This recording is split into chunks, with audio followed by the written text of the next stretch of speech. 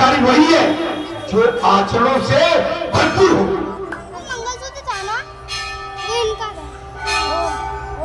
भरपूर वही स्वतंत्र है जैसे पांडवों के कुल में परीक्षित का जन्म हो गया।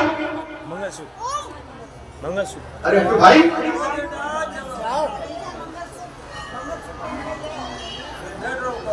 पांडवों के कुल में, बात सुनिए, ऐसे पांडवों के कुल में परीक्षित का जन्म हुआ। पांडवों को लेकर श्री कृष्ण गंगा के किनारे जाते हैं। ऐसे पांडवों के कुल में परीक्षित का जन्म, ध्यान से सुनिए कथा। और वही परीक्षित गंगा के किनारे जाके कथा सुनते, अर्थात प्रभु के कहने पर भी द्रौपदी के पुत्र नहीं गए। आपको बारात बालक बुद्धि हट नहीं करना चाहिए। वे बोले कि आपको तो नींद नहीं आती, इसलिए सो आप पांचों पुत्रों को मार दिया। महाराज आपको नींद नहीं आती, मां से कह दिया जाओ तुम, हमें सो रहे। लेकिन बालक बुद्धि में क्या हुआ, अश्वत्थामा ने पांचों द्रौपदी के पुत्रों का बड़ी रात्रि में वध कर दिया। दुख में समझदारी आती है। दुख में क्या होता है,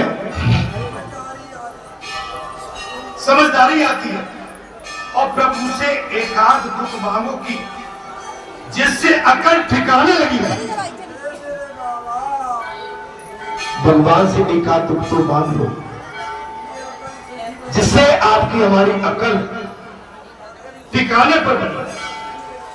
आज कृष्ण निठुर हो रहे, द्रौपदी के आंसुओं को देखकर भी नहीं पिघल रहे। आज भगवान श्री कृष्ण निठुर है। द्रौपदी के 5 पुत्रों का वध, इसके पश्चात भी भगवान श्री कृष्ण निठुर बने बैठे हैं। आज द्रौपदी रो रही है, परंतु द्वारका नाथ को दया नहीं आ रही।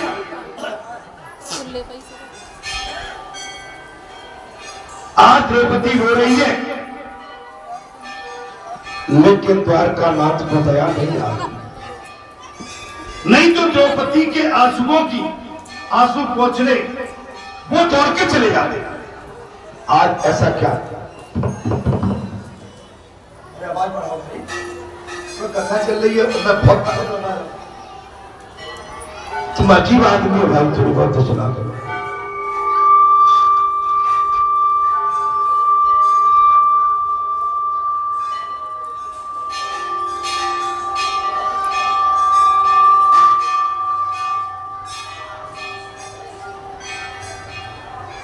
परंतु द्वारका नाथ को दया नहीं आ रही। नहीं तो द्रौपदी का स्वर श्री किरण से सहन नहीं होता। पहले तो तब जब जरूरत पड़ी तब द्रौपदी के आंसू पहुंचने के लिए भगवान दौड़ के पहुंचे।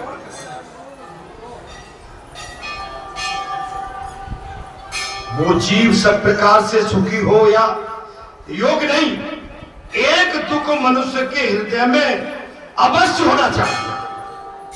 एक दुख मनुष्य के हृदय में अवश्य होना चाहिए, जिसके माध्यम से भगवान को याद करता रहे। दुख से विश्वास हो कि भगवान के सिवा इस समय इस संसार में मेरा कोई, हे महापुरुषों, हे देव पुरुषों, दुख को हम भजन मानते हैं, लेकिन दुख भजन नहीं है। दुख ही हमको भगवान से नाता जोड़ने के लिए बाध्य करता है। दुख, कोई बीमारी पड़ जाए घर परिवार में, आप भगवान को याद करने लगते हैं। और घर में सारी खुशियां हो तो आप घर में केवल परिवार और अपनों के विषय में केवल गान बजाते रहते, भगवान को याद नहीं करते। लेकिन दुख संकट के समय अगर हम परिजन एक साथ बैठते हैं तो उस समय यही कहते हैं, भगवान देखना, दया करना, देखो कितनी परेशानी भोग रहा है जी, इस पर दया करो, इसका निकालो। हम ये तुम्हारे अपना भाव दौड़ाते रहते हैं। ये श्रोताओं, दुख में सिमरण सब करे, सुख में करे न कोई, और जो सुख में सिमरण करे तो दुख आए। दुख और सुख एक दूसरे के पूरक, और आप दुख पर कभी अपना धैर्य मत खोया करो। दुखी तो हमको सच्चे मार्ग से दुख जुड़ाता है, और सुख सच्चे मार्ग से भटका देता है।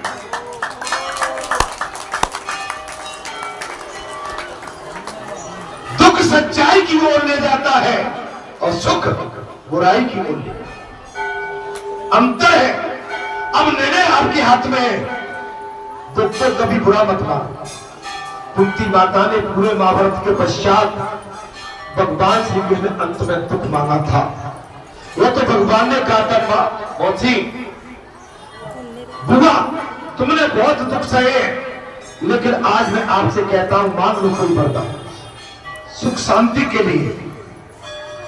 बोले केशव, वैसे तो मैं चाहती हूं कि तुम मुझे अपने साथ ले चलो। भगवान श्री कृष्ण ने कहा था, नहीं बुआ, हमारे साथ आप नहीं, संसारी जीव नहीं जा सकते, तुम संसार में रहो। मुझसे कुछ सुख संपत्ति, धन धान्य और कुछ अच्छा काम मांग लो, मैं तुम्हें दे जाता।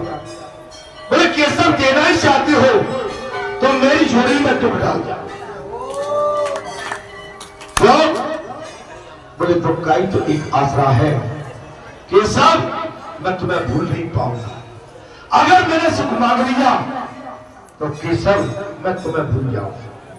हे संतो महानुभाव, दुख को कभी पराया मत मानो। दुख को पराया मत मानो। दुख और सुख दोनों एक दूसरे के भाई हैं, एक दूसरे के पूरक हैं।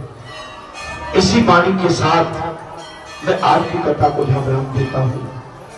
अगले मंगलवार ये आपका दास, ये आपका सेवक आपके सन्मुख, इसके आगे की कथा आएगी महाराज। ये बिल्कुल दुख से भरी हुई है। और आज हीरा बुनिया का मेला भी है, अनंत चतुर्दशी है। 5 बजे से शायद मेला भरेगा। और ये परंपरागत योग मेला है। आज मंगलवार, और मंगलवार के बाद क्या है, आज अनंत चतुर्दशी, और अनंत चतुर्दशी के बाद उनका 1 साल में 1 बार मेला भरेगा। आप सभी संध्या कालीन को देवंत हीरा बुनिया के मेला का भी आनंद खूब ले सकते हैं। ये है सोने में सुहागा। एक पंथ दो काज,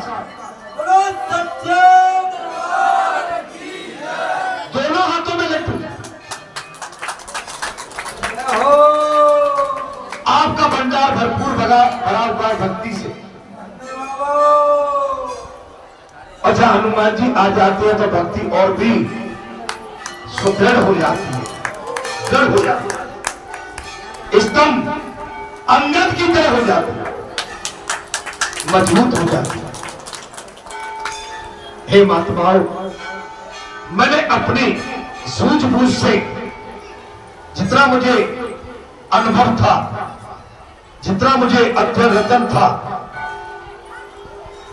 और मैंने अपनी सूक्ष्म बुद्धि से आपके सन्मुख श्रीमद् भागवत कथा जो कही, अगर आप इस भागवत कथा पर अमल करेंगे, विश्वास करेंगे, यदि इस पर आप चलेंगे, सुनेंगे, तो आपका जीवन सुधर जाएगा, आपका कल्याण हो जाएगा।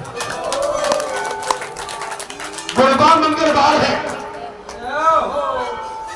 और ये बूढ़ा बाबा आपको दोनों हाथ उठा के असंख्य आशीर्वाद देता है।